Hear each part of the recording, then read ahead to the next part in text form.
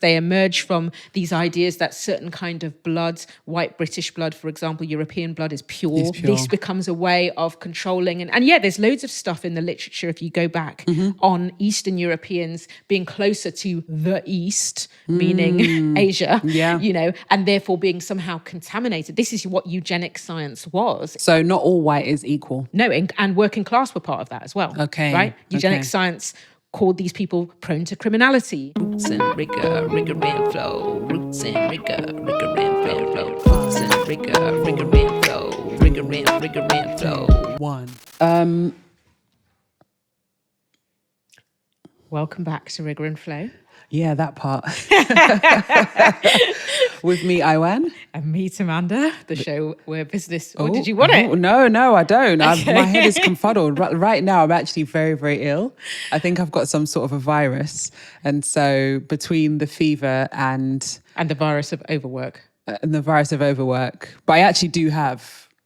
something. I know you have something. It's your insistence on working while you have something that I'm still trying to... I'm like, let's not do this today. She's like, no, we have an edit schedule. People will be waiting for episodes. Do you know what it is? I come from an industry where the mantra, the motto is the show must go on. I don't know where to start unpacking that, but okay. Anyway, guys, we're back. It is Rigor and Flow with me, Aiwan. Me, Banda, and it's the show where business meets love. And culture meets critique. And it happens in sickness and in health. There we go. Hopefully not until death do us part. Well, one day we won't be here, but hopefully not soon. Anyway, I, as you know, am very excited about this episode. You've been doing a lot of hard work on this one. So. I have, but it's been the most beautiful work that hasn't felt like work. Yep. And also, you told me the other day that I light up and get excited when we do the more community-focused events or things to do with our podcast. You are a community researcher to your core, is what I've realised. It's true. Yeah. And I like to tell myself sometimes that I'm not, and I like my life quiet, but hearing from people is a fantastic thing. So, yes. What is this episode about? Shall I say? Yeah, you say. I mean, you've really taken the lead on this reins. One. Yeah. Well, and it's been a joy to watch, honestly. Thank you. Anyway, this episode is our response to season 2. In season 1, we did our first ever live, but we felt like we didn't quite get to hear enough from you. So we decided that in this season, we would change things and invite you to send in your own voice notes with your reflections, the moments that touched you, the provocations, thoughts, questions, etc. that you had for us. So here we are. We're back with those voice notes today. Absolutely. You know, it's so interesting, like hearing people's feedback on the show, and it's actually really it gives you a boost. It really does. Because very often I think with podcasting, you put your episodes out and it's like they sort of just go out into the void and there's no immediate connection with who's listening. Yeah. And so in these moments when people send in their thoughts, emails, comments, voice notes or whatever, you go, oh yeah, this is the reason why we do 100%. What we do. And it isn't just going into a black void. Yeah. It's going to actual real human beings. Yeah. Whose lives are being impacted by what we're talking about. 100%. And it's all those little voice notes, formal and informal along the way. I feel like I've actually made new friends through doing this podcast because people I may have tangentially known or been connected to on LinkedIn or something have then got in touch, and now we're suddenly on a long video call and talking about all sorts of things when we didn't know each other really. Yep. You know, so it's been really cool. That is the power of podcasting. And, you know, people do talk about that in our industry, about how podcasting really does connect people. Obviously, this is my first time doing my own podcast. Being behind the mic. Yeah. Do you know what I mean? I've done like narration for things and stuff like that, but actually having an always on show is the first time really seeing how connecting it can actually be. And it's actually really powerful. Connecting and beyond the buzzword of community, because I feel like I hear the buzzword community used a lot in the entertainment industry. It's almost become a dirty word. Like how can a beautiful word like community and authenticity become dirty words in the last year or so? Yeah, because it's like, how can we make money by gathering people around us? And then then that's what it to them. becomes, Yeah. rather than, no, we're talking about connection. Yes. And authentic engagement and exchange. And also some of your voice notes, they're not just, oh, I love this is nice. They're like, actually, you said this and it was triggering.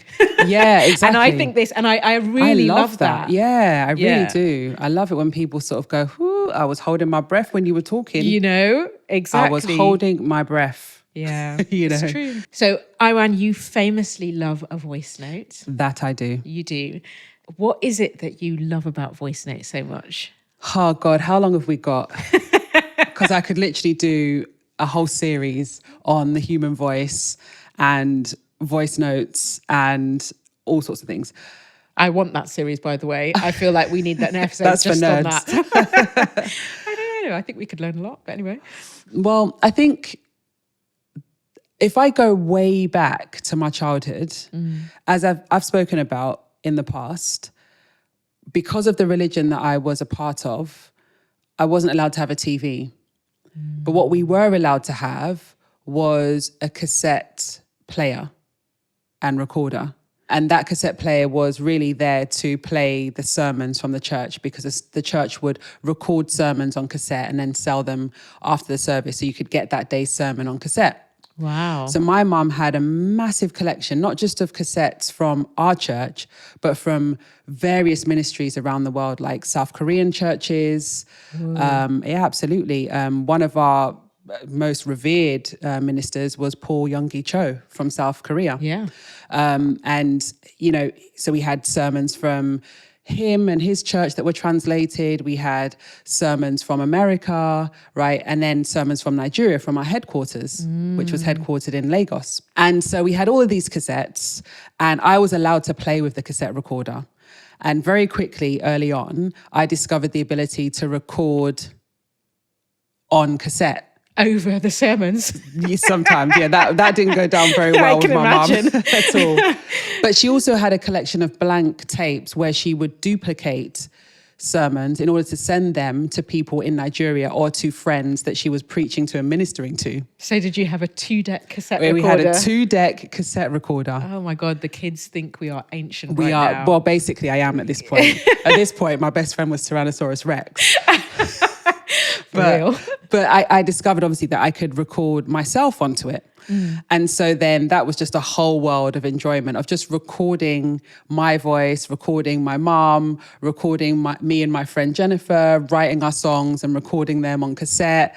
And I think I just fell in love with audio from as young as like 8 years old, 7 or 8 years old. I was obsessed with it.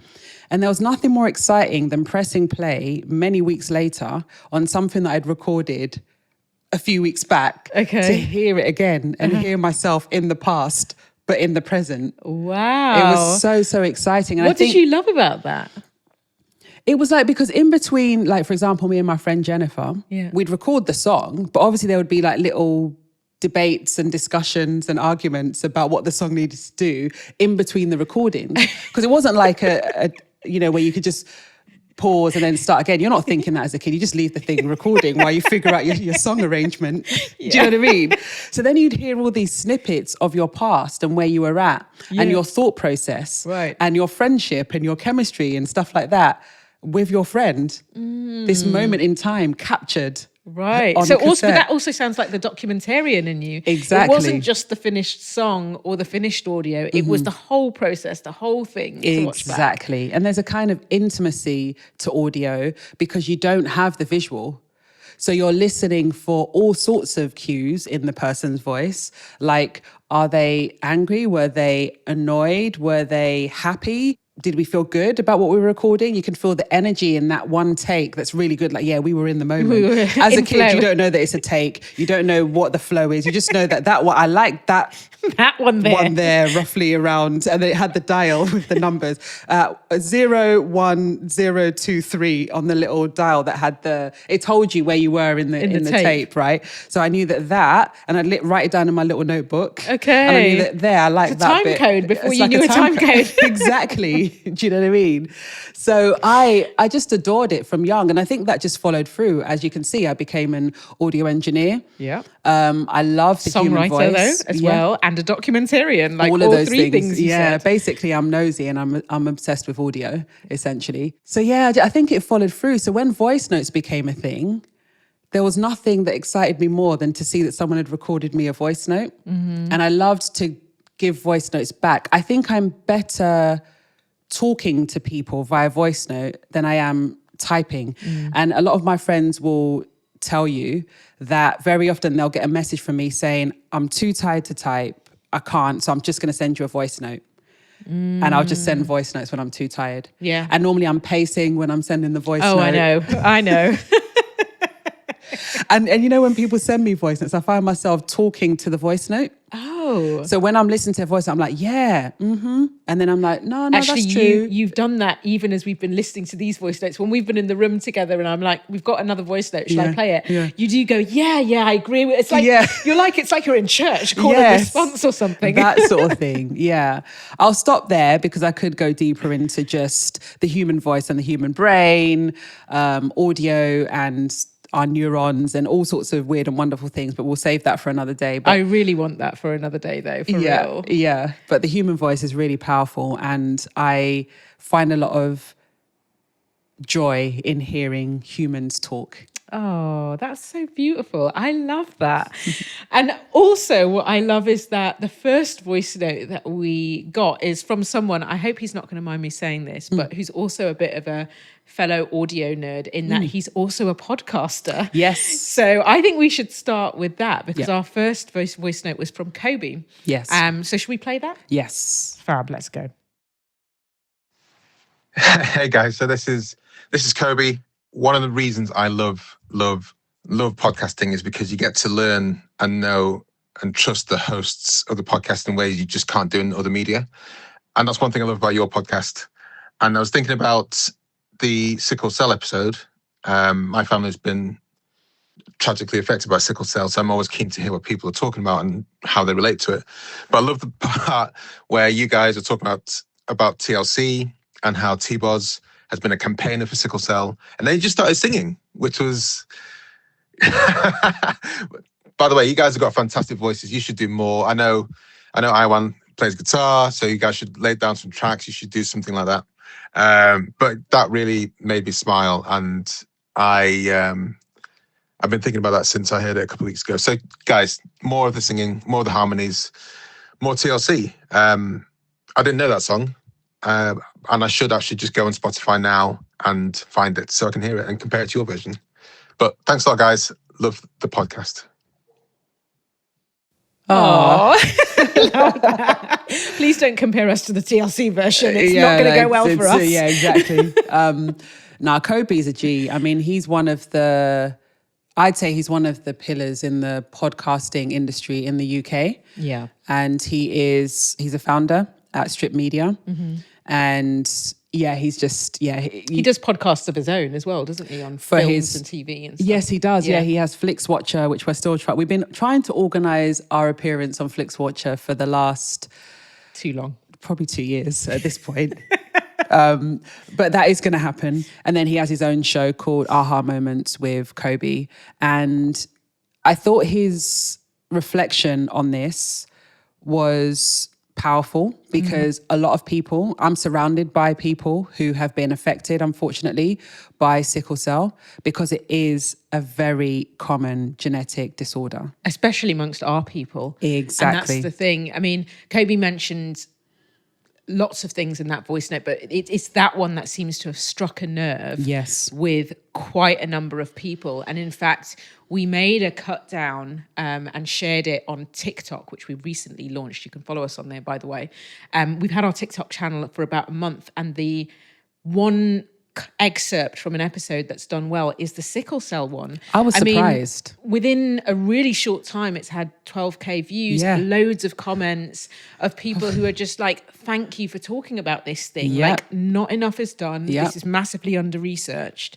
And not just here in the UK, but globally. So there's a lot of Americans who are talking about the fact that it's the same in America. in terms of the lack of funding, despite it being one of the most common genetic conditions. And getting worse in America Yep. because Trump's big, beautiful bill Yep. has cut funding to a lot of so-called EDI framed research. In other words, the people and communities you have a responsibility to Exactly. have been dashed Yes. in terms of health research. And that's Yep. black maternal health, sickle Yep. cell, all sorts of things. Absolutely. Yeah. I mean, some of the comments on here have been so interesting on our TikTok. One person said 1 in 365 babies born in the US have sickle cell. And we also have the same issues. That's the same issues that we're having in the UK that we highlighted. Sickle cell is a global health issue. And with this new administration in the US, they are cutting more funding. Mm-hmm. And another person said 1 in 12 have sickle cell trait like Yes. you. So obviously, really, when you look at the seriousness of it, it's even worse than it may first appear. Exactly. You know? And they reiterate that it's still the most common inherited disorder. I thought an interesting comment from someone was there are very few sickle cell and thalassemia clinics in the UK, and that's very bad. Considering it's the number one most common genetic condition, there should be more clinics in the UK dealing with the most common genetic condition, Yeah. and there isn't. Yeah. And I wonder why. Yeah. Well, we know. And some of our listeners also have very strong and clear ideas about why, which we'll get Exactly. to. But there were also some other comments from people who were talking about the global dynamics of it and saying, yes, it is actually a disease that affects people of all ethnic backgrounds, but primarily African and Indian people. Exactly. And that it's the biggest genetic condition globally. Yep. But yet nowhere is it getting the funding it deserves Yeah. because it disproportionately impacts people of colour. And then for me, the question then is, where are the black billionaires, millionaires, the black health Philanthropists. institutions, black philanthropists, we in the black community, we have money. Yeah. Don't let anyone fool you. We do have money in the black community. Where are our people doing what needs to be done to protect, provide for, and care for our people? Mm-hmm. And also, when is the state going to do what it's supposed to? Yeah. You know, we are seeing a massive rollback when people have had to fight so hard for any support for our communities in the first place under this kind of essentially attack on EDI, which is a political agenda, really. Exactly. So, yeah, I mean, it was really interesting. I think the same thing was picked up by AJ, who's also one of our listeners, and he also sent in a voice note. So let's play that, shall we? Definitely.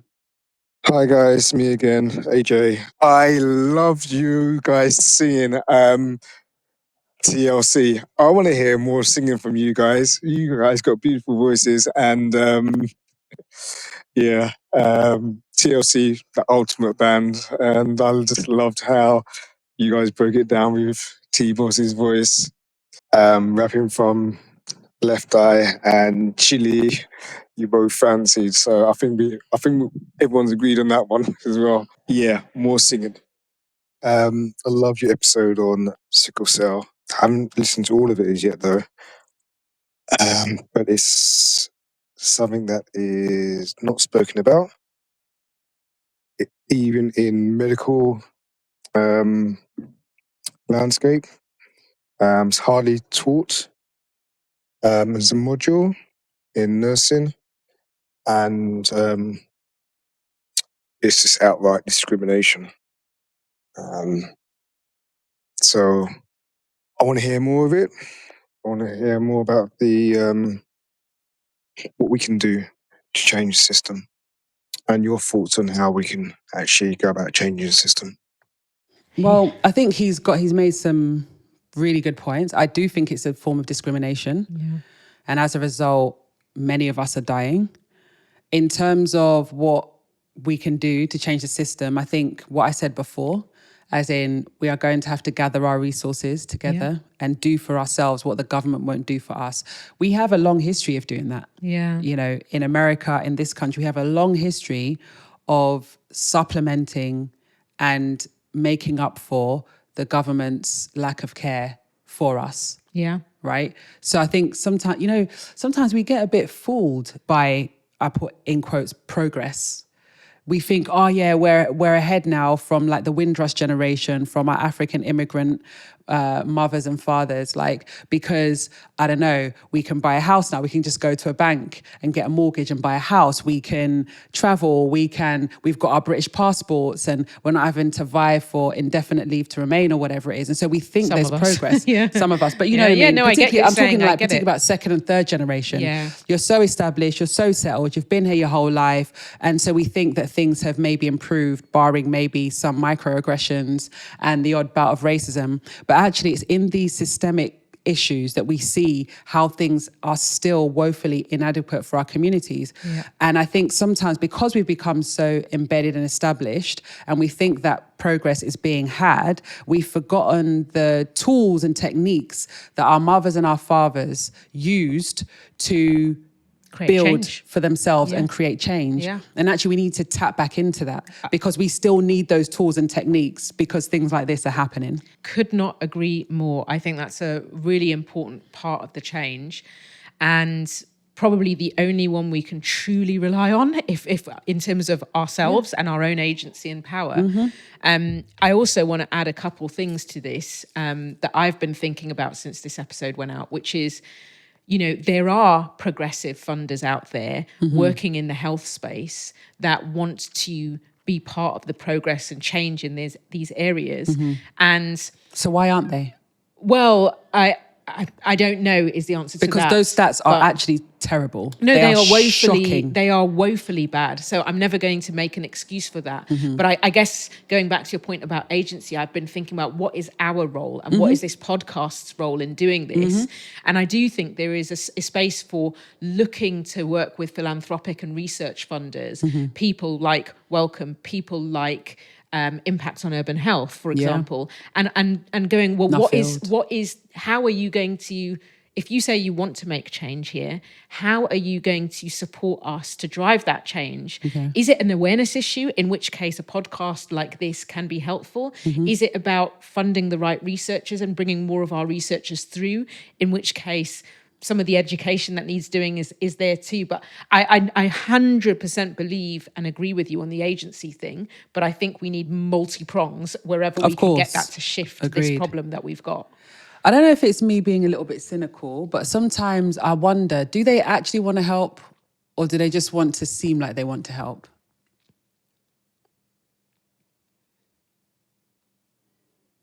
I don't know. Okay.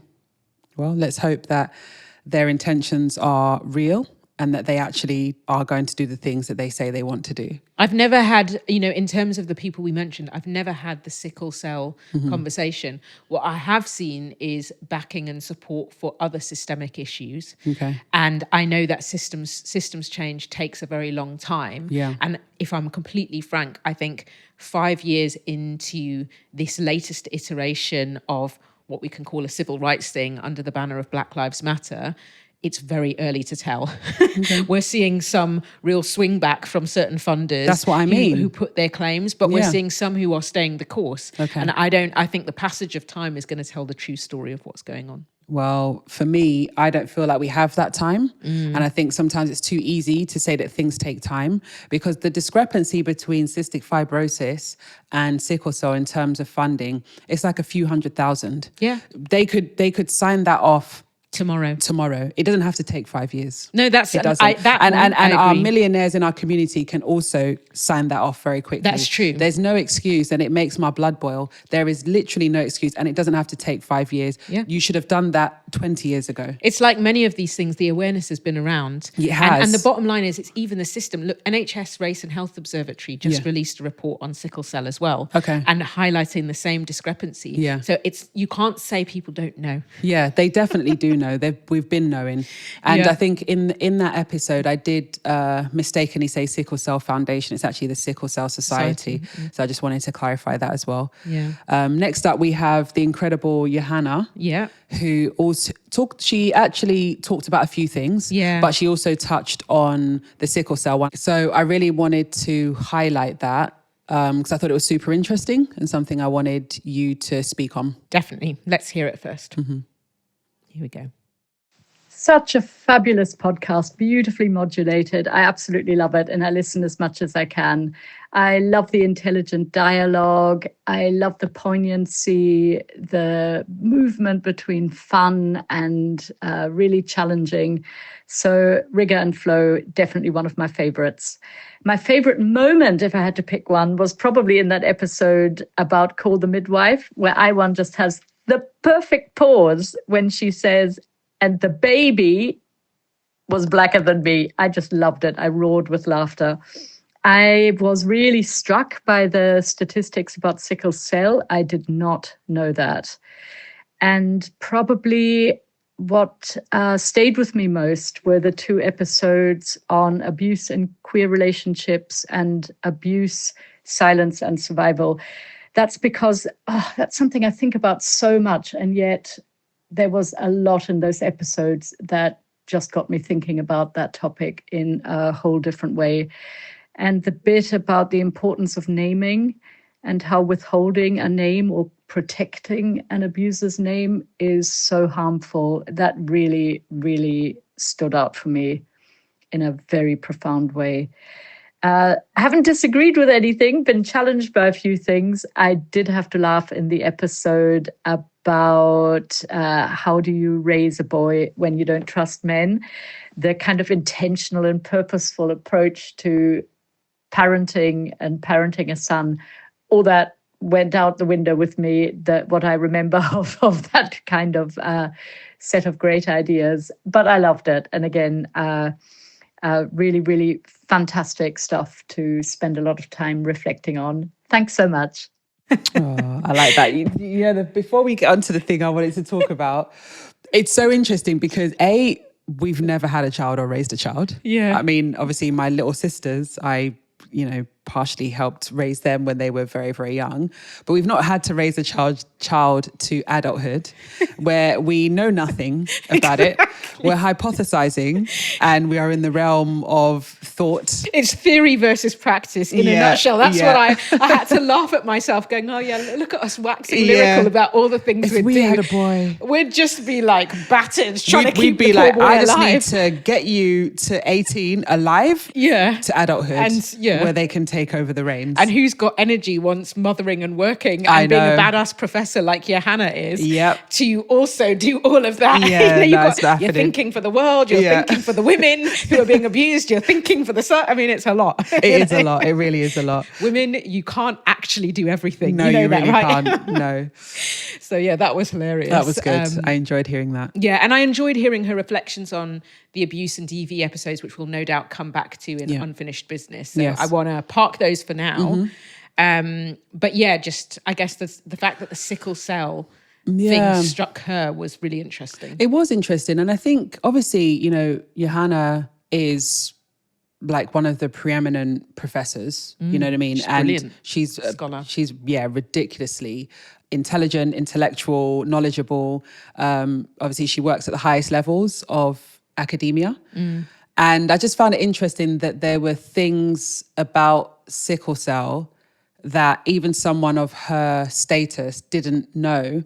And it really struck me that there is so much importance in talking about things that you already know, because actually people may not know, even if they are very, very, very powerful and intelligent and established in their fields.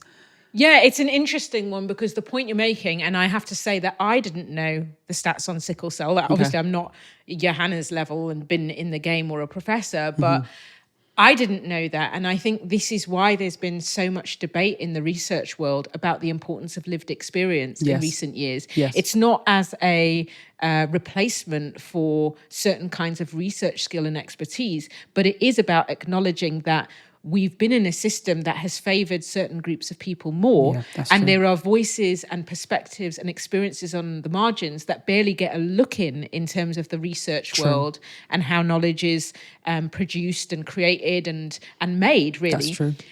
So I think there is an element of that. But I think there's another piece of it, which is actually... I completely agree with everything you say, but for me, some of the best researchers and knowledge makers are the people who are willing to admit what they don't know. Because true. I think a lot of the time people look at researchers and either expect them to know everything or because that title, professor, it carries a lot of weight, does. right? And so the feeling of letdown when someone maybe doesn't know something is strong. But actually, I think the point of research is to have the desire and the hunger to know, to chart new territory, and the curiosity to find out. Yes. And what you really get trained in is different methods to be able to do that and do that well.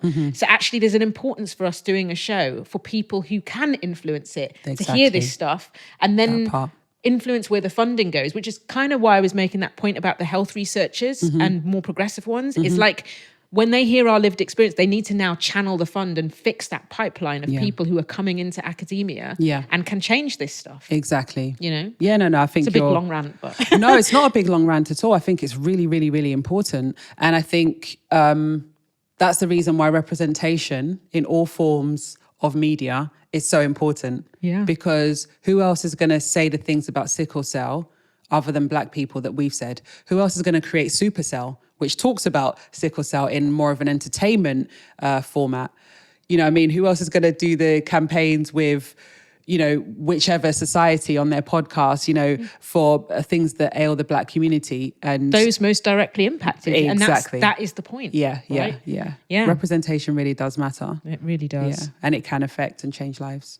If you're enjoying Rigor and Flow and you're finding it thought-provoking, stimulating, funny, or just a way to pass the time while you're on your run or cleaning your house, then please like the show. If you're on the audio platforms, please rate the show, ideally 5 stars. And if you're on YouTube, leave a comment, let us know what your thoughts are. And definitely share with your friends and family and anyone else in your circles who you think would benefit from listening to the show. Thank you so much for subscribing, and back to the episode.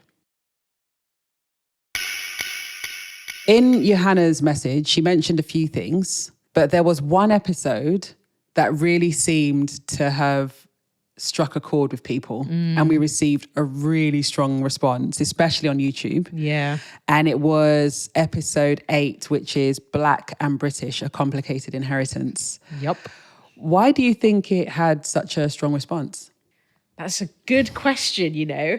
I don't know. I mean, apart from the fact that I have very good memories of the episode in terms of I remember the day I didn't we even want to recorded do the episode. Yeah. I was like, why are we doing this? As a result, I think you came entirely unserious. And I remember there being jokes just throughout it about random lions in Edo State in Nigeria and all kinds of things. So I don't know, maybe it was slightly lighthearted. But I think also it tapped into something that I've realized that there is a massive hunger for, which is this issue of connecting up what are really global struggles around questions of race, racism, and Black identities. Yes. You know, it was notable to me that was the first episode where we really started to see comments, questions, engagement from siblings in America. Yes. Right? And I enjoyed those interactions. Actually. Yeah, you love this kind of American culture and conversation. You've always said it, right? Absolutely. Yeah. And I thought it was, you know, it was just fascinating to hear from people in the US who are saying, oh, I've really never thought about this issue from a UK perspective, right? I've always focused on... There's a lot of reasons for that. There can be. I love my American siblings, but insularity is a strong component of the American experience. Insularity and exceptionalism are two things. Sorry, guys, but it's when you're on the outside of it, you kind of see it much more clearly in a way. I mean, they're a world power, so they don't really have to think about much outside of themselves, to be fair. I mean, they're having to now, but yeah. Yeah, and obviously this doesn't apply to everyone, but it's interesting that was the thing. Like, I've never thought about it, because for us in the UK, honestly, we get taught that racism is only a thing that happens in US, which is its own problem, and it's a big problem that we have here. Yep. But we do grow up hearing about American civil rights, race relations, slavery. Yep. If you Jim Crow, etc. Yep. If you get taught Black history in this country, you're pretty much getting US Black history in a lot of cases. Yeah, except Martin for Luther a King. couple of Black British icons. Yeah, you are going to hear about the usuals, but you're only going to hear about the usuals who fit the narrative. true, which we're going to do an episode on Exactly. next season. I mean, even the British icons of our civil rights, they've only just entered in the last maybe 10, 15 years. Yeah, I would the curriculum, I would yeah, say. Yeah. You know. Mary Sickle and people like that. Exactly. Yeah. On top of that, we also heard from people in Nigeria. And do you know what? I'll just read the section that this person commented on. There's so much division and there's so many bad actors on the political stage doing all kinds of madness. I think the more we unite together, particularly along class lines, the better things will be. And then that person said, can you explain what you mean about uniting along class lines? And I thought that was a really good question. And it also got me thinking, in the UK, class is a very dominant thing. It pervades every aspect of our lives here in this country. Because it's just a very obviously classist country. We've got a monarchy, we've got our elites and our, what's that one that begins with A? Aristocrats. Yeah. Yes. Sorry. What's the one that begins with A? I mean, you are under the weather, babe. I am. My brain is just doing somehow. But yeah, so we've got our monarchy, we've got the aristocrats and the elites. We've got the upper middle classes, we've got the middle class. Like we've even got a lower class. We've got a segment for everyone literally, when it comes to class. Literally.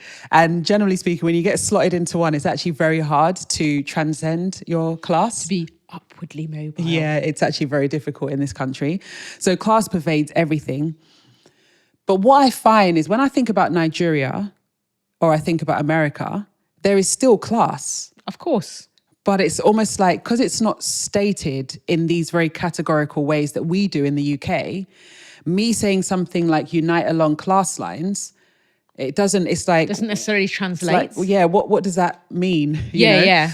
And so it's a really good question. So this commenter was from Nigeria asking this. Yeah. Exactly. Okay. Yeah. And I think to answer their question, I think what I was saying in that is that in a society like ours, where the majority of people are working class of different ethnicities and religious persuasions, there's black, there's white, there's Asian, there's Chinese, like there's all sorts of working class people. We've often allowed ourselves to be divided along ethnic lines, along religious lines, whilst the elites get to do whatever it is they want to do, right? Mm-hmm. We are now in a time now where we've had austerity for the longest. People can't afford to buy homes. People are struggling to make ends meet. The price of food is going up ridiculously. Bills are going up ridiculously. What our fathers and mothers could get back then, we have no chance of getting when you just look at the price of a house and so on and so forth, right? And so my thing is, why don't we as the working classes of all persuasions unite together, because we are many, they are few, and demand what it is that we need from the government and agitate in such a way that they can't fail to hear us. Right now, we're all talking about, yeah, but this white alt-right person over there and, this Muslim over there. And it's like, but we're all living in... It's a material issue in a lot of ways. It's a question of wealth or your access to resources, including basic survival resources. Whilst the billionaires hoover up all the resources. Right. So what we're fighting for is actually we're fighting to get resources from those people and have laws changed so that they don't get to suck up all of the resources. That's what I was trying to say. That's true. And you've actually made that point in several episodes in this thing. Like I remember it came up in the discussion around Tommy Robinson in episode 3. In that particular Black and British episode, I had assumed that I don't remember the specifics, but I had assumed you were talking about Black people uniting across class lines, people of African descent, rather than all people. Oh, I was talking broadly. But maybe because I was also talking about the divide between Africans and Caribbeans, that was also in there as well. Because another thing about the Black British experience is that in America, I mean, I'm not talking about like this recent history, but I'm talking like more broadly, it was kind of like you're African American. And there's a lot of you. It's like 12% of the population, 12% of 300 and something million is African American. That's a lot of people. Here, the population is already small. The percentage of Black people is like 3%. And then in that, we have different people differently migrated from different parts of the world, right? And what often happens with the Black British situation is that, you know, it's like, I am Nigerian British, I am Jamaican British, I am Trinidadian British, I am Ghanaian British. And so we've often kind of splintered off into our own little camps, holding on to that. And there's good reason for that. I get it, because it's a very hostile place. And so you hang on to whatever you can hang on to. And are seeking a recognition rather than to be collapsed into everything else. Precisely. But the problem then is that you're dividing your power, dividing your resources, dividing your energy. And I'm saying, there does need to be a coming together and a conversation between all of us to repair whatever needs to be repaired in order to move forward as a force against the rapid encroachment of billionaires on our resources. Yeah, it's so interesting because I think just in that one episode, we have a response from US, Nigeria, and I'm even thinking about now the class narrative that you're talking about and how it would land in those places, because you're right, the class narratives and discourse in the UK is very different. So, for example, in America, I'd imagine, like, what often gets talked about with class, America is the land of, exceptionalism. Migrants can come, working class people can rise. And it's almost like that individualism, rampant capitalism it's almost that disrupts you from building solidarity because you're supposed to get your money and be the exception and you're supposed to win. And that narrative in that context is really strong from having visited and worked with people there. But that also undermines your ability to hold people accountable. True. Because if you're all supposed to be that one winner, that one exception, and you're supposed to graft your way up, how do you realize that actually maybe that isn't the strategy and billionaires benefit from that narrative at your expense? Exactly. Right? But they're starting to now. They are. Oh, no, because the things have become so extreme. But then in Nigeria, you have another one, right? Which is that everyone is black there. Now you have tribal difference. Yes. And the gap you're seeing is, again, a massive gap between rich and poor. Huge. And the language is one of poverty versus often extreme wealth that is often tied up with questions of corruption, rightly or wrongly. Extraction of resources, ongoing forms of coloniality. So how do you connect up such different discourses globally? I think that is a really interesting and really powerful thing for us to be thinking about and exchanging with people listening about going forward. Exactly. It's a big one, and I don't have all the answers, but I'm certainly searching every day and trying to understand, Yeah, and we're learning from people. And just talking of learning from people, I think one of the most surprising voice notes that we got for this episode came from a place I just did not expect. I had in my mind who would be interested in an episode like this, and then there's the reality who's actually listened to an episode like this. So let's play the one that was a shock. Hey, wanted to leave a quick note. Following your episode, Black and British, and I wanted to make Ukrainian and British, and my little intake on where I stand with it. So I moved to England when I was around 24. I'm now 41. And I've realized something funny. I've never felt more Ukrainian than when I came to England. And I have never felt more British when I'm going back to Ukraine. In all other countries I'm traveling to, I'm completely nationality confused. People ask, oh, where are you from? I said, well, UK. And then they look at me and ask, well, but where are you really from? I say, well, originally I'm from Ukraine. Even all the forms, like the ones you complete at GP or anywhere official, I get stuck. I now hold British nationality, no longer Ukrainian. But when they ask for my ethnic origin, am I white British or am I white other? Most of my adult life, I've been in the UK and I hold British citizenship. So am I white British or am I white other because I was born not in Britain? Anyway, even with nature of my work, it just adds to the fun. I cover several countries, England, Belgium, Germany, Netherlands, France, because no one usually answers phone calls from English number. They think it's scam. Work decided to give me a German phone number. So imagine the situation. I'm calling someone in France from a German number, speaking English with an accent. And then I'm trying to explain why I'm actually calling. Hi, I'd like to rent a property in France for our business. A few seconds of silence while they digest. German phone number, English language, Ukrainian accent, wanting a property in France. It's like a bloody geography quiz, which they didn't really sign up for. That's why I think I've discovered a whole new category just for myself. I'm a nationality mutual.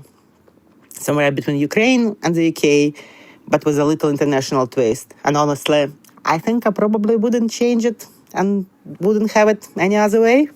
I don't know what you think of that, but I want to hear your reflections.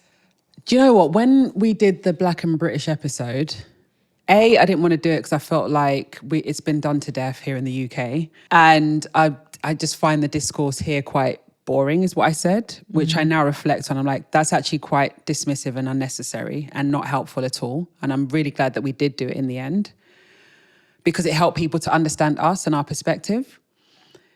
When we did it, I thought it would just be Black people mainly that would respond to it with their equivalent experiences. So that's what I was expecting. To get this voice note, it kind of flipped everything on its head for me because suddenly it's about migration. And the thing she was saying, I've said, where are you really, really from? I've had said to me. Okay, so she was saying that she has people saying, where are you from? And she says where she's from. No, where are you really, really from? Most Black people we can relate to that. We have that. No, where are you from? Almost without them saying, where does this black skin that you have, where does it come from? Yeah. And that's exactly the point. You know, what surprised me about it, apart from I also thought Black people would listen, was I actually thought whiteness would protect somebody. Yes. Having white skin would protect you from that where are you really from question. Yes. And obviously it makes sense now I'm hearing it because of course it's accent. Accent always denotes a lot. A lot of social capital is carried through accent. Class background is assessed through accent or turns of phrase. We've talked about this before. And then, of course, where you're from, geography, and whether that's an insider or an outsider is assessed. So also, this country has been historically racist, very racist towards Eastern Europeans. It's been really quite shocking. Yeah, absolutely. So, and then Brexit happened. Yeah. And then they left. Goodness. And then it was like, oh shit, we might need your labour, which the Black community also know well, since we were also needed for labour. Yeah, exactly. Post Second World War, especially. Yeah. You know, especially Caribbean people. Yeah, exactly. So, I mean, fascinating. And I think the other things that really stood out were these other familiar experiences, like having a form at the GPs and figuring out which box to tick, which definitely feel that. And as a mixed person, when I first came to this country, there just wasn't a box I could tick that met any of them. So it was very weird. I could tick 3. Yes. Which one do you tick? Now we have a box that's created for us called mixed white and Black African, as if all white is the same. Anyway, whatever, but white and Black African. What if you're white other and Black African? Do you know what I mean? Yeah, that's true. These are the realities. But what would the white other be though? Ukrainian. So do you feel like would be ticking white other then? That's the point she's making. That she doesn't know but in your thoughts, should she tick just white or should she be ticking white other? Okay, I don't have thoughts on what she should tick. I think it's up to that person. However, what do I think the state or that service provider wants her to tick? Yeah. I think they want her to tick white other. Really? Because this is despite her having a British citizenship? Yes. Because let me tell you why. They can't hear her accent. It doesn't matter. You have to understand the legacies of what diversity management has been about. Okay. They're very, very complex. It's a whole nother episode. But all of these things emerge because the state is trying to control things like immigration, who belongs, who doesn't, on what basis are they let into the country. The desire for diversity tick box comes when anti-racists push back on those more right-wing desires to control for that and say we should measure diversity. So you've got 2 groups on the right and on the left trying to vie for why to measure. Some want to measure to be able to control who comes in and out, and some want to measure so that they can get certain people to have their rights recognised. Right. But the bottom line is the rights you want recognised or you're debating are the rights of those whose status and belonging is up for debate. Right. Do you see what I'm saying? So you could get away with being a white other if you're naturalized and you've got citizenship. Yeah. But fundamentally, the core reason it exists is because you were always originally a white other. Right. Do you see what I'm saying? Okay. Now, The thing with someone from, let's say, Ukraine, who's white other, if that person has children with a white person and that child is born here. A white British person. Or just a white other. It could be two Ukrainians having a kid. Yeah. That kid is white, right? Yeah. But now they're born and raised in the UK. White British. White British. Yeah. It's so interesting how in one generation, they become immediately assimilated in a way that we can never. That's true, and that's because my kid will always be black. Yes, but their they will kid be can contested. become white. Yeah, and they can get the accent that allows them to assimilate. Exactly. It might be a working class accent, fine, but it's going to be an assimilation that is much harder to achieve for a person of color. Or Exactly, black and that's person. where it diverges for me. It does to some degree, but yes, exactly. And quite apart from that point, the other point I want to make is that all of these tendencies towards categorization, they're very colonial at their inception. Exactly. These emerge from eugenics science. They emerge from these ideas that certain kind of blood, white British blood, for example, European blood is pure. And that all these other people... Well, not all European. Well, that's what I'm saying. White European of Western European. We've got to be specific there, you know. And then this becomes a way of controlling. And there's loads of stuff in the literature, if you go back, on Eastern Europeans being closer to the East, meaning Asia, you know, and therefore being somehow contaminated. This is what eugenic science was. It was an attempt to, it reinforced and created and reproduced racism left, right, and centre. So not all white is equal. No, and working class were part of that as well. Okay. Right? Eugenic science called these people prone to criminality. Yeah. You know, this has long legacies that go well beyond this episode. But I think that commonality of experience that we heard in that voice note, I think is really important when we're talking about race and racism. It's true. I hear it in my work. Just this year, I had a heartbreaking interview as a researcher with a Gypsy Roma traveller group. And the kids in that community were facing, no joke, the exact same shit black kids are facing. Stopped by police, searched by police, criminalised. And they almost, because Gypsy Roma traveller communities often are on the move and aren't in the education system in the same way, there was almost no recourse and no systemic power to challenge these things. Right. And I think, while I agree with you that the capacity to assimilate is there, I do think we have a responsibility to consider so many different manifestations of racism. Yeah. And of course, continue to challenge anti-black racism, which is rampant. And all of this stuff is contingent on anti-black racism. That's the thing. It's built on that foundation. It's built on blackness as the bottom. Yes, so we can't forget that. Yeah, but there are other forms of racism to challenge. Absolutely.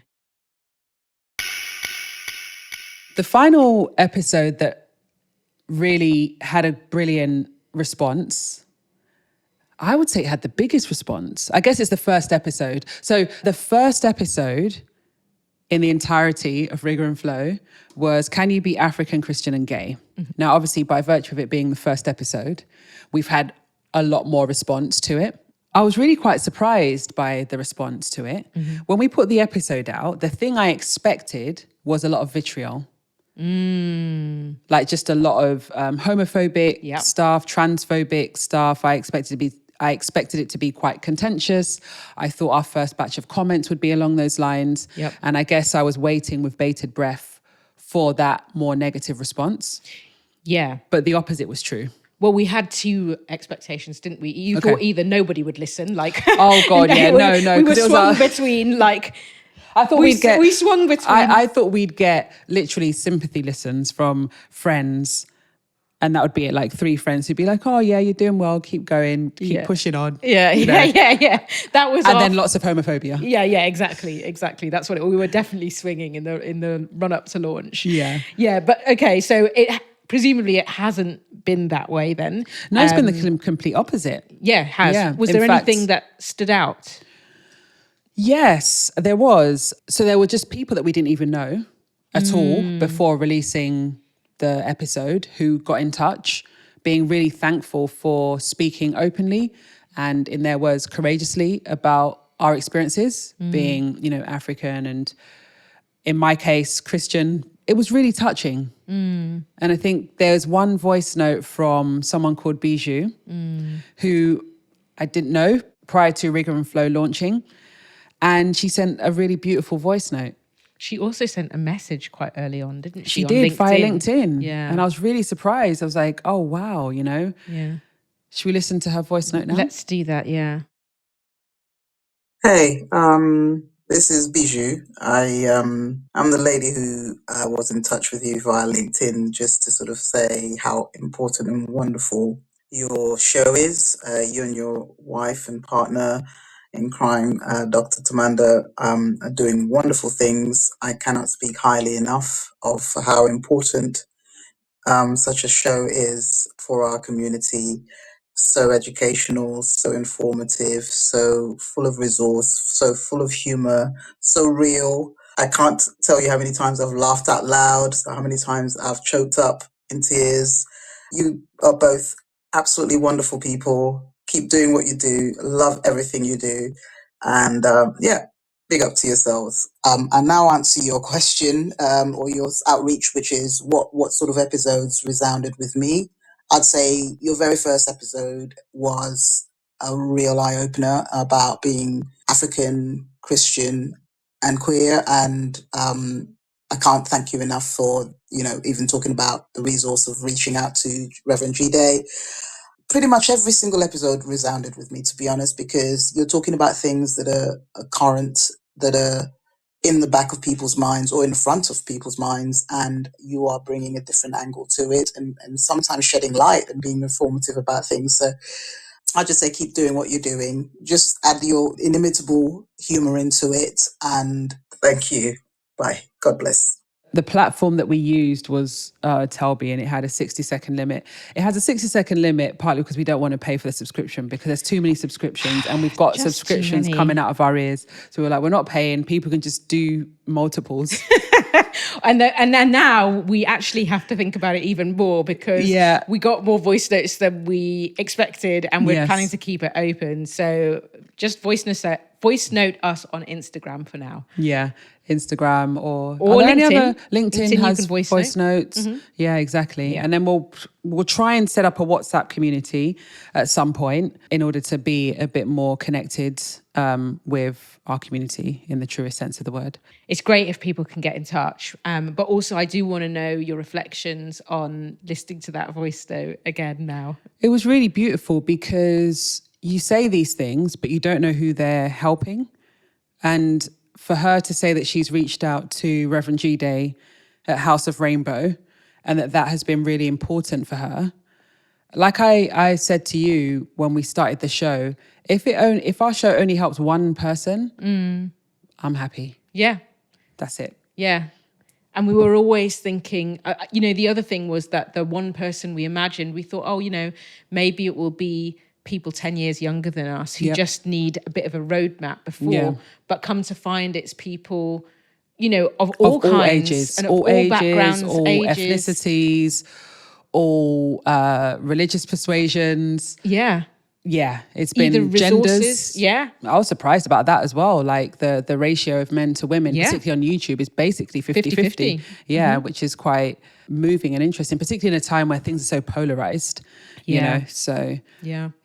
Super interesting. I loved hearing from Bijou and just realizing there's a number of people in very similar circumstances tuning in and getting something, especially from your story and how deep you were in church. I think that must be quite a hard experience to find people who have. So it was really, really beautiful. The other thing about this episode were the voice notes we received that went beyond stories of impact and more to questions and requests.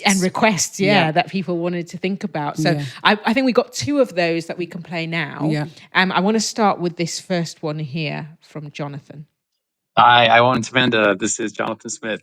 As you know, I'm a big fan of the podcast. I think I've listened to every episode at least once, so it's hard to pick a favorite one or what stood out to me. But I think I've benefited so much from the conversations about being African queer women and living in the UK. And I was really interested in how that interacts, especially with culture and religion. If you had a chance in the future to talk with people who have a similar experience, either in the UK or in other religious or cultural communities in the US or even in the global South. As you know, I live in Indonesia now, and that's a really big issue that a lot of, especially Muslim queer communities, are dealing with, how they kind of navigate those identities. But yeah, keep up the great work. Looking forward to hearing more. That was a lovely, lovely voice note from Jonathan. Yeah. And again, somebody tuning in from Indonesia, Yeah. not something we necessarily expected, right? Yeah, he wasn't the only one who had something to say. So let's play the second one, then we can talk about it. Yeah. This one came from Iola. Hey, Tamanda and Aiwan. How you guys doing? I just wanted to drop this voice note to say thank you so much for all the great podcasts you've been chalking out. Quite interesting, quite thought-provoking, quite wild sometimes. Yeah, I just felt the edition on religion and queerness was, to me, very, very radical and challenging. I quite enjoyed it. You know, when I thought Aiwan spoke about going to Kenya and seeing all those things that those churches are doing. Yeah, I thought that was, that was almost brave, to be honest. But I was also thinking, have you guys ever thought about investigating other religions and their engagement with queerness, especially Islam? I think that there's a lot to unpack there. And often people are just scared to want to touch that topic. I'm not sure whether you guys are. I can't imagine Aiwan is scared of anything, to be honest. Because I once saw a documentary about some trans people in Pakistan who are often oppressed by society. They're often not even allowed to work. So most of them resort to working as sex workers and all that. Well, the strange thing is, from that documentary, was that dead in the night, so-called heterosexual men actually seek out their services. So during the day, they're maligned, they're abused, but during the night, people seek out their services. And that's the hypocrisy of our society, which I think a thought-provoking podcast like yours can investigate bravely. Anyway, keep up the good work. Thank you. Bye. That was an interesting one. That was. I'm not sure where this thing about me being fearless comes from, to be honest. You do give fearless, strong leadership energy. Oh, God. Well, there we go. Well, I am curious about what you make of both of those requests and how you would feel about the idea of doing something around queer Muslims or even other queer people from other religious or cultural communities that... I really appreciate their requests. And I think they're really important discussions to have. When I was coming out of the church and reconciling my faith and sexuality, or attempting to, I actually ended up consuming a lot of material around queerness and culture, queerness and religion, and so on and so forth. And it led me to a whole bunch of documentaries from around the world that sort of touch on these issues. And I remember one of them was Between the Lines, India's Third Gender. And it focused on the hijras of India. Now, obviously, that's a Hindu, that community area is Hindu. And these are essentially young boys that have been castrated at a very young age, and they live in the temples, but they beg on the streets. And then I guess at night, similar to what Iola was saying, there's a lot of prostitution that goes on, and it's predominantly with men. Well, it is with men, right? And, one of the stories is of a young boy who wants to live with his boyfriend, live like a regular couple, with his boyfriend. And I remember that really hit me, because what it showed me is that it's not just Christians who are struggling with this thing. And it's not just us in the West, it's actually global. And that led me on to other paths of research as well. Then there's a controversial film that I discovered and it's called The Dancing Boys of Afghanistan. And it kind of straddles the line between homosexuality and paedophilia. So what you have is young adolescent boys who are trained essentially to entertain powerful men, often warlords, businessmen, that sort of thing. And that entertainment also involves sexual favors and so on and so forth. It's a very harrowing film. And it's controversial for me because it sometimes conflates homosexuality with paedophilia. And that's something that's often levied against homosexual people in different parts of the world. But these are just examples. And obviously that's a Muslim culture there. And so these are some of the initial sort of digging, researching in my journey. So it is something I'm very, very much interested in. The only thing is, I don't trust myself to talk about it. I think the reason why is I come from such a fundamentalist Christian background that I don't know that I could speak on this subject in an impartial way.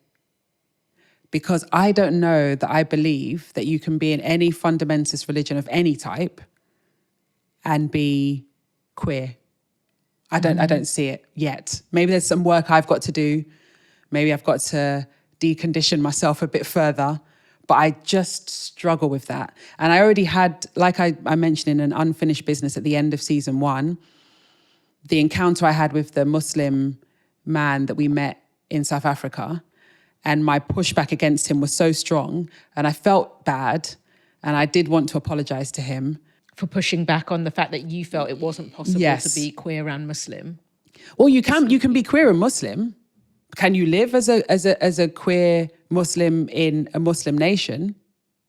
I don't know. If you're of a certain class, then maybe it's easier for you. Like if you have a lot of money, you're in the upper echelons of society, maybe people turn a blind eye and you can do what you want. Can you walk around openly holding your boyfriend's hand or your girlfriend's hand if you're a woman and kiss them and get married to them and buy a house together and be accepted in society as you are as a gay person? I don't know. This is what I'm saying. I don't trust myself because I have come from such a stringent form of Christianity that I don't think I can be unbiased. I don't think I can be impartial. I don't trust myself to have that conversation. We'd need someone else in the room. Ideally someone who is Muslim and queer, or Hindu and queer, or Jewish and queer, or Buddhist and queer, whatever, all the religions, you know what I mean? I don't trust myself to have that discussion. Okay, so like, would your preference then, if we were going to tackle this, like let's say we were to respond and tackle this, would you prefer to like invite in, we're not a guest-based show, but what would your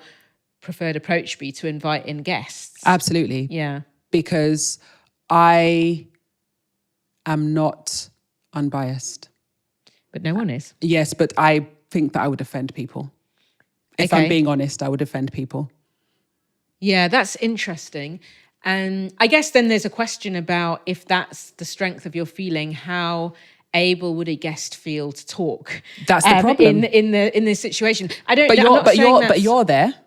That's true. And I think that's good because you're a researcher, you're rigorous, you would ask the great questions, you've worked in interfaith sections. Yeah, sectors. it doesn't make me free of bias. Of course, no one is free of bias. So I guess there's a couple of things to disentangle, which is, I'm not going to deny or disavow your experience. You've been through such violent experiences that I understand why you would feel very strongly about the issue and come to the issue with those things. Yes. And I think that it's understandable. Yes. Right?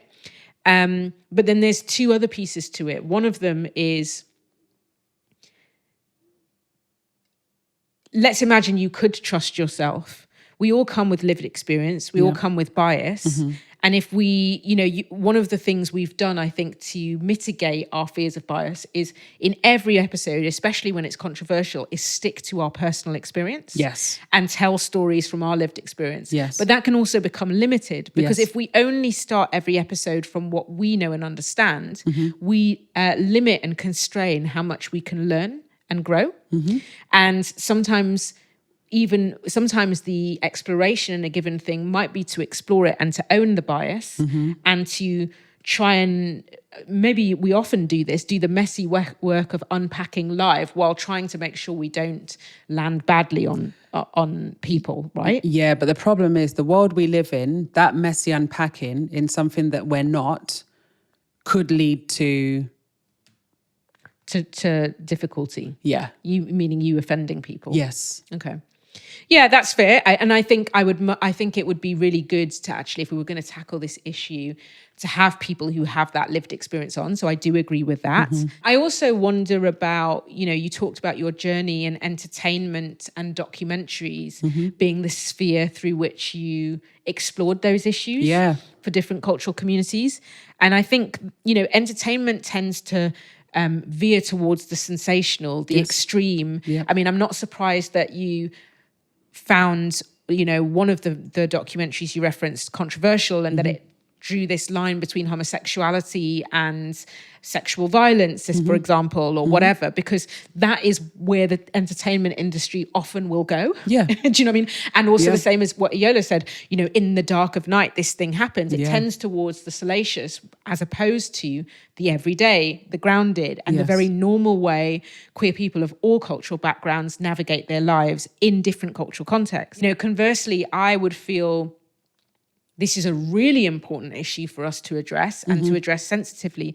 But I'm coming at this issue from my research work, from my space, from my experience within interfaith. Yeah. I've done projects that tackle LGBT faith within Orthodox Christian communities on the continent of Europe, in like Russia and places like that. Exactly. Yeah. Where people inside the Orthodox Church have been pushing for more inclusion, for example. And yes, experiencing quite a lot of violence that would make me understand your perspective, but also there are people who really want to make their sexual identity and their queerness compatible with their faith. Yeah. Equally, I've worked alongside projects that include people like Inclusive Mosque Initiative.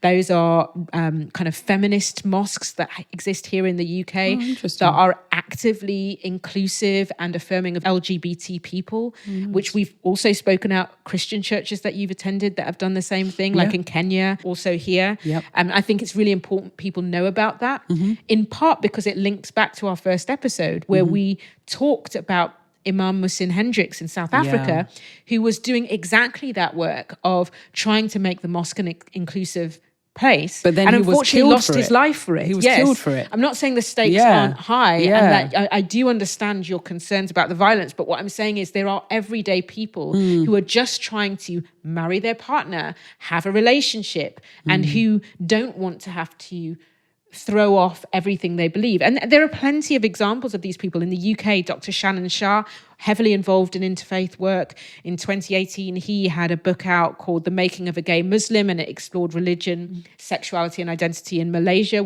and Britain. And I believe he is Malaysian. I've recently connected on LinkedIn with a queer Palestinian academic, Dr. Izzat El Amour, and he grew up in Israel, I believe, and now lives in the US, and has been speaking a lot about what it's been like to be a Palestinian queer sociologist and researcher in this current moment, where the West demands certain displays of queerness being out and loud and proud in ways that are, for the reasons you have concerns about, often not safe for people, and what it is to demand that version of queerness, and that the out and loud and proud version is the only one that exists. And I'm sure he has a much more nuanced take. But what I'm saying is there's a wealth of people who are just navigating their daily lives as we are, who I think I would love for us to I'd love to talk speak to those with, people. reflect on together with them or without them. But it's important, I think. Yeah. I went in there, but I'm glad that you important. did, and this is the reason why I think having you there would offer the balance, because I think I'm still dealing with a lot of my own reticence around religion and queerness. If I'm being honest, and to be fair, I don't believe you should have to change that. Yeah. That is your experience, and those spaces have been really harmful. But also, there are many stories beyond yours of people negotiating these things differently. Exactly. Exactly. And that has to be talked about and honoured. We absolutely cannot end this episode without talking about our super fan, the incredible Princess Banda. Oh, I love her. Gotta love a bit of Princess. Oh, listen. She has literally been a diehard fan since the first episode dropped. Yeah. And this is alongside doing her PhD Yeah. at Oxford. Yes, Oxford at University. She's a medical anthropologist, so comes in with all sorts of knowledge and, strong feminist. Yeah. She's a great thinker. Yeah. And we're even telling her, it's okay, don't listen, so you can concentrate on your work. She's like, I'm going to listen. She's like, my toxic trait is that I dip in and out regardless. Exactly. She actually did send us a few voice notes. They asked really big questions because she's a very big thinker. Yeah. And they challenged us in places. She set us right in certain places. She pushed back on things, told us where she resonated with certain things.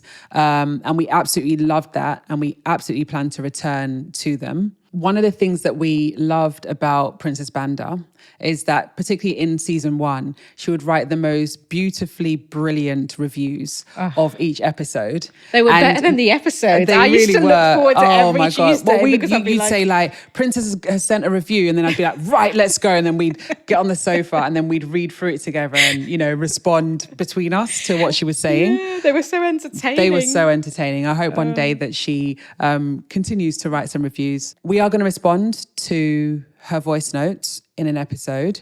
But for now, what we want to do is just close out this episode with a little montage of some of our favourite Princess Banda moments over the last couple of seasons. Princess, thank you. And also everyone else, thank you so much for listening. And before we go and leave you with the Princess montage, please don't forget to like, to comment, to subscribe, and to tell a friend.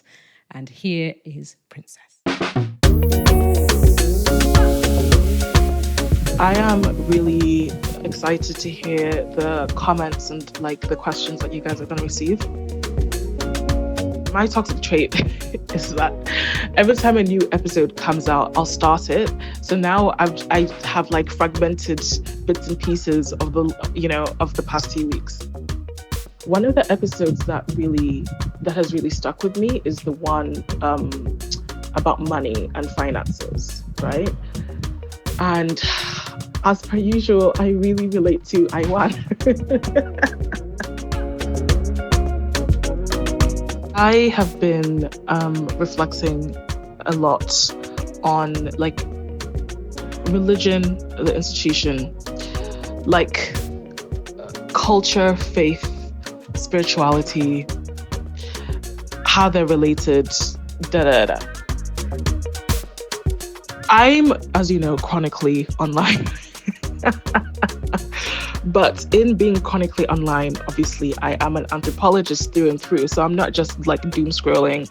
I'm observing, I'm analyzing, I'm, thinking, right? Good afternoon. It is 4:16 in the PM. And I'm dropping you a voice note after finally finishing the podcast episode on raising sons. I'm thinking particularly about the part where Aiwan asked you to expand on, why you think that raising sons, basically why you'd be stricter. I don't know if stricter is the right word, but there was a segment and you were you essentially made a joke about this being similar to therapy, that kind of stuff, that part. And even when she asked you to expand, even me, I was like, oh. Because I also wasn't expecting it, but that's what I guess really appreciate about the podcast and about the kind of communication style the two of you present. There is room for questions, right? There's room to say, can you expand on that? And I appreciate how you guys don't assume and you don't take things for granted. And you allow space for each other's experiences, each other's pasts, right? So I think that that's pretty cool and I really respect that. This was a very interesting episode. Honestly, though, a few times I held my breath and I just wasn't expecting that. Or and I was trying to think, it's just, am I in a mood? Am I in a mood? I'm tired. I'm stressed. I've drunk coffee. It doesn't seem to be working. Or am I just not in the correct headspace, right? But I don't know. I don't think that's the case. But I was just I don't know. Why am I so yeah, I don't know. I just wasn't. Usually when I listen to you guys, I'm like calm and I'm laughing, you know. And yeah, I'm like listening and I'm paying attention.